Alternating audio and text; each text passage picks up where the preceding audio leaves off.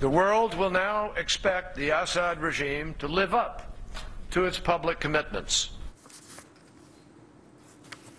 Secretary of State John Kerry and his Russian counterpart announcing today a deal to destroy Syria's chemical weapons.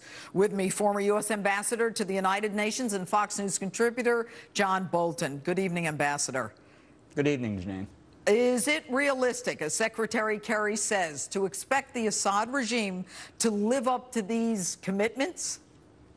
Certainly not, especially when it comes from Russia, which hasn't lived up to its obligations under the Chemical Weapons Convention since it came into force in the mid-1990s. The Russians, most experts believe, did not fully disclose its chemical weapons stockpile back then, nor has it ceased working on next-generation chemical weapons. So the idea that Russia is going to help guarantee this deal with Syria is comical on its face.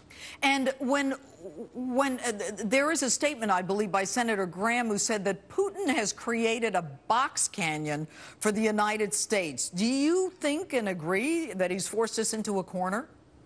Well, I think you have to look at it as where we stand right now. The president, our president, has not achieved his objectives. He has not exacted retribution against the Assad regime for crossing his red line and killing innocent civilians. And the absence of a strike has also manifestly not created a deterrent effect on Assad or anybody else for the use of weapons of mass destruction. Ever since August the 21st, President Obama has not talked about getting Syria to give up its chemical weapons. He's talked about dissuading and deterring future use. So that's not even in the picture. And Russia's main interest is keeping Assad in power, and that they've done. And the implementation of this agreement, if it goes forward, will simply help that objective as well. So I think Russia's in the driver's seat, and we're just watching the world go by.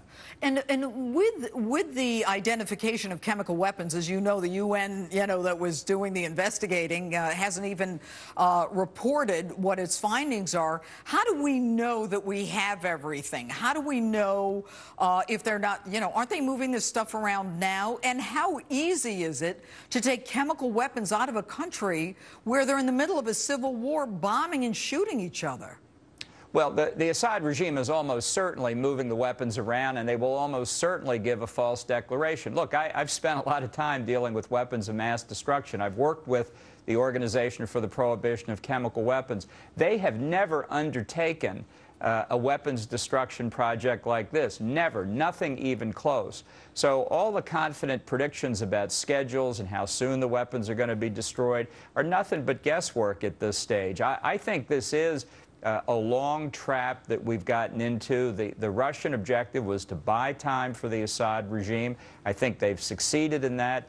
So for those who wanted, and I didn't agree with the idea of helping the rebels, but for those who wanted the rebels helped to destabilize Assad, this goes in exactly the other direction. By the way, contrary to the president's own objective, because he said he wants Assad overthrown. And what about Iran? As Iran is sitting there watching this, watching, its patron Russia come to the, protection of Syria, how do you think Iran is looking at this in terms of its own nuclear enrichment? Well, I think they're shaking their head at the Obama administration's inability to deliver on a threat once delivered. The Obama presidency has said over and over again with respect to Iran's nuclear weapons program, all options are on the table.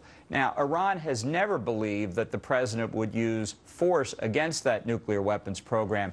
Here you have a use of a weapon of mass destruction, and even then, President Obama can't bring himself to use force. The objective or the end result of the U.S.-Russia agreement will be more negotiation. So from Iran's point of view, at some stage, and I'm surprised it hasn't happened already, they'd love to get back into negotiations with the United States, get the sanctions reduced, and watch their nuclear weapons program proceed. So I think they're counting this in Tehran. I think they're counting this agreement in Geneva today as another win for them. And the rest of the world, how are they looking at us now, Ambassador? I mean, you've been in the rooms where decisions and negotiations have gone on. How do you think the rest of the world sees us tonight? I think in amazement. I just came back from a week in the Persian Gulf region this morning, and our friends in in that region just have their heads in their hands in dismay at the vacillation, the flip-flopping, the indecisiveness of the Obama White House. And they're very worried what the implications are for them, especially coming back to that Iranian nuclear weapons program, which is very, very close to crossing the finish line. Exactly. All right, Ambassador Bolton, thanks so much for being with us this evening. And coming up, we're going to continue with this.